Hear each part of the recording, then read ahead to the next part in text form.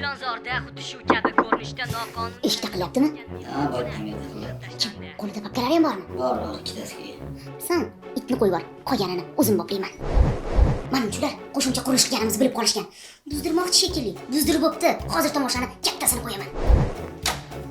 Sallami deylar? 200 mingcha yomon. Yomon bo'ladi. Quvladimi? Zo'r bo'pti. Menga qara. Nimaga keldiradi? Qo'shimchami buzgani keldinglarmi? Nima deyapsiz, opa? Qanaqa buzgani? Xatlov qilgani kerak, o'lchab ketamiz faqat.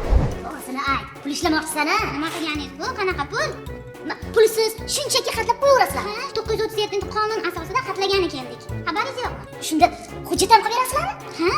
O'lchab, shakllantirib tizimga yuklab beramiz. Komissiya a'zolari ko'rib chiqadi. Hech qanaqa pulsizmi? Yo'q, biz pul so'ragani kelmadik. Biz faqat o'lchagani keldik. davlatimizdan o'rgilay. Kuni kecha kadastr agentligi tomonidan o'zboshimchalik bilan qurilgan uy-joylarga egalik huquqini berish uchun olib borilayotgan xatlov jarayonlarini ko'rsatish maqsadida press tur tashkil etildi. Ayni paytda O'rta Chirchiq tumani Fayzobod mahallasidamiz va ayni shu hududdagi xatlov jarayonlarini bugun o'z ko'zimiz bilan ko'ramiz. Yuring ketdik. To'g'ri ushladimmi?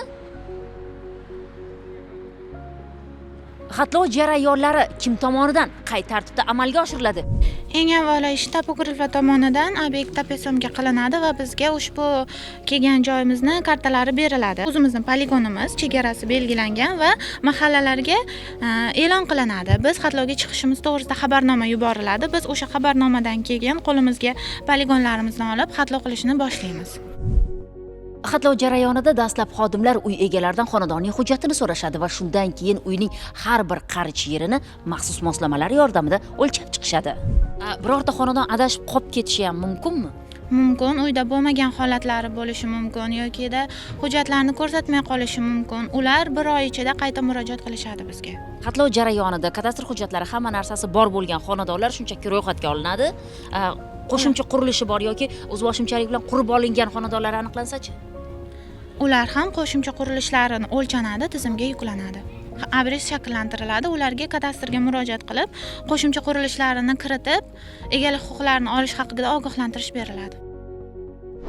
Mahallalarda olib borilgan xatlov jarayonlaridan keyin xodimlar xuddi mana shunday apres shakllantirishadi, ya'ni chizmalarni olishadi va ushbu chizmalar maxsus xodimlar yordamida qayta o'rganilib, e'tirof tizimiga joylashtiriladi va ushbu ma'lumotlar, ya'ni sizning xonadoningiz haqidagi ma'lumotlar ijobiy yoki salbiy, siz aynan e'tirof tizimidan bilib olishingiz mumkin. E'tirof tizimiga kiritilgan ma'lumotlarni, ya'ni 23 ta vazirlikning salbiy yoki ijobiy xulosalari haqida o'zingizga, qo'shningizga yoki qarindoshingizga tegishli bo'lgan ma'lumotlarni hammasini siz bemalol o'zingiz kirib kuzatishingiz mumkin. E'tirof tizimi hamma uchun shaffof va ochiq. Ushbu hujjatlar rasmiylashtirilib, komissiya a'zolariga taqdim etiladi va 23 ta tashkilotning ijobiy xulosasidan keyin siz o'zboshimchalik bilan qurib olgan yoki qo'shimcha qurib olgan xonadonlaringizga egalik huquqi taqdim etiladi. 1 yil davomida ushbu qonun ijrosi joylarda, barcha tumanlarda va viloyatlar tomonidan xatlov ishlari olib borildi va kerakli tizimlarga kiritilib, demak, e'tirof etish ishlari olib borildi. Bugungi kunga agar raqamlarga qaraydigan bo'lsak, respublikada reja qilib olinganda 934 ming obyektni xatlov qilish, shundan 840 ming obyekt xatlov qilindi va e'tirof tizimiga 380 ming obyekt bugungi kunda yuborildi. Bugungi kunda e'tirof etilganlarni 20 mingga yaqini huquqiy e'tirof etilgan obyektlarni faqatgina 1,5 mingginasi huquqiy e'tirof etilgan. O'zi ham 32 uyingiz bor. E'tirof etilgan, davlat ro'yxatga o'tkazilgan davlat reyestridan ko'chirma, bu asosiy hujjat hisoblanadi. Mana shunga tabriklayman. 40 yillik muammomani hal bo'lgan. Mana shu egalik huquqini qo'lga kiritguningizga qadar qanaqa muammolar sizni qiynab kelyapti? Uying-ku, biroq dokumentalniy egasi emassiz-da. Masalan, endi kim kelsa ham o'zing egasisan, o'zing uying. Nima qilsang ham xotirjamsan-da. Xotirjam yurasan. Bugungi press turda shuningdek, aynan ismingiz nima edi? Jonibek. Jonibek aka qatori yana 4 nafar fuqarolarga egalik huquqini taqdim etuvchi xuddi mana shunday ko'chirmalar taqdim etildi.